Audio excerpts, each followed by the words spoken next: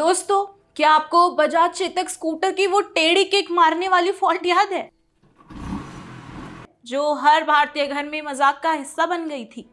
अब सोचिए, आज राहुल गांधी कोलंबिया जाकर उसी बजाज की मिसाल दे रहे हैं। नमस्कार, मैं सताक्षी कन्याल और आप देख रहे हैं दी पैम्फलेट।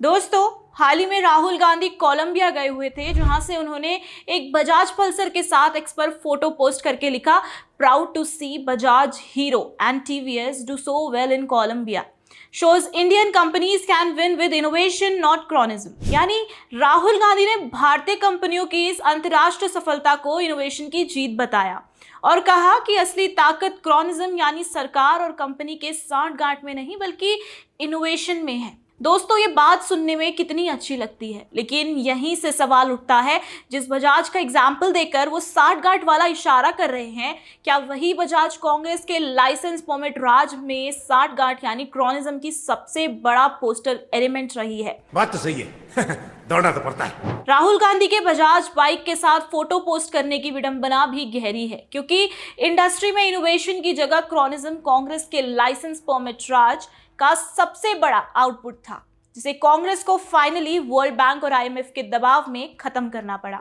और इस क्रॉनिज्म को समझाने के लिए बजाज चेतक स्कूटर से अच्छा उदाहरण नहीं है।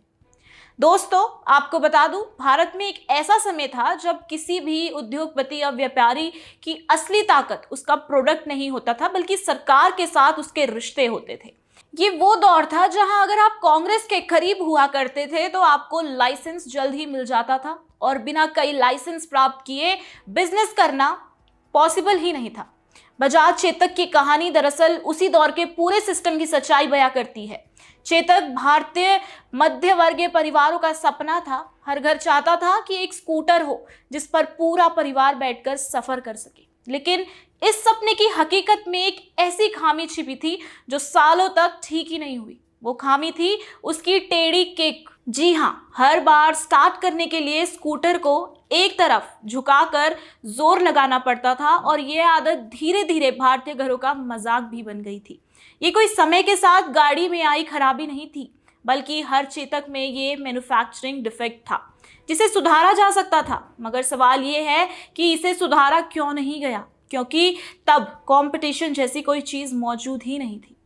कांग्रेस के लाइसेंस परमिट राज का परमिट बजाज के पास था और ग्राहकों के पास चुनने के लिए कोई दूसरा विकल्प नहीं था। नई कंपनियों को एंट्री ही नहीं दी जाती थी और जो एकाधिकार वाली कंपनियां थी वो बिना इस छोटे से डिफेक्ट को सुधारे बजाज अपने चेतक बेचता रहा। उसे कंपटीशन की चिंता नहीं थी, क्योंकि जनता के पास विकल्प ही नहीं थे। क्योंकि किसी भी नई कंपनी को लाइसेंस अप्रूवल मिलना मुश्किल होता था। सरकार की प्रोटेक्शन और पॉलिटिकल नजदीकियां उन्हें सुरक्षा कवच देती थी। नतीजा ये हुआ कि आम आदमी मजबूरी में उसी खामी वाले स्कूटर को सालों तक खरीदता रहा। लेकिन एक सेकंड दोस्तों, ये सिर्फ एक स्कूटर की कहानी नहीं थी, ये पूरे उस दौर की आर्थिक सिस्टम का प्रतीक थी जहां ग्राहक की जरूरतों की अनदेखी होती रही और क्रॉनिज्म को बढ़ावा मिलता रहा।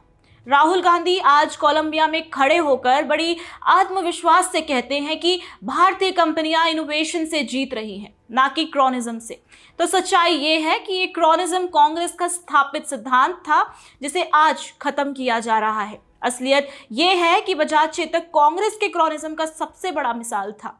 Oh my God! वही कांग्रेस जिसने लाइसेंस परमिट राज बनाकर कंपटीशन नहीं होने दिया, वही कांग्रेस जिसने आम आदमी को खामी वाले प्रोडक्ट्स पर मजबूर किया।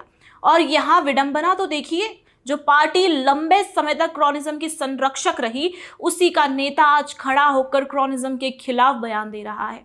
बताओ, राहुल जी का भी क्या ही कहना।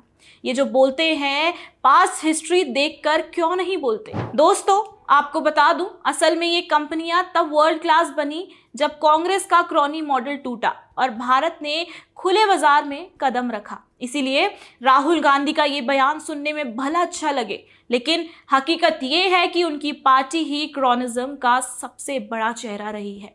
और आज अगर भारतीय उद्योग वैश्विक मंच पर गर्व से खड़ा है तो वो कांग्रेस की वजह से नहीं, बल्कि कांग्रेस की नीतियों से मिली आजादी की वजह से है। इसीलिए बजाज पल्सर के साथ फोटो पोस्ट करके ज्ञान देने से पहले राहुल गांधी को कांग्रेस और बजाज के क्रॉनिज्म का फैक्ट चेक करना चाहिए था। धन्यवाद।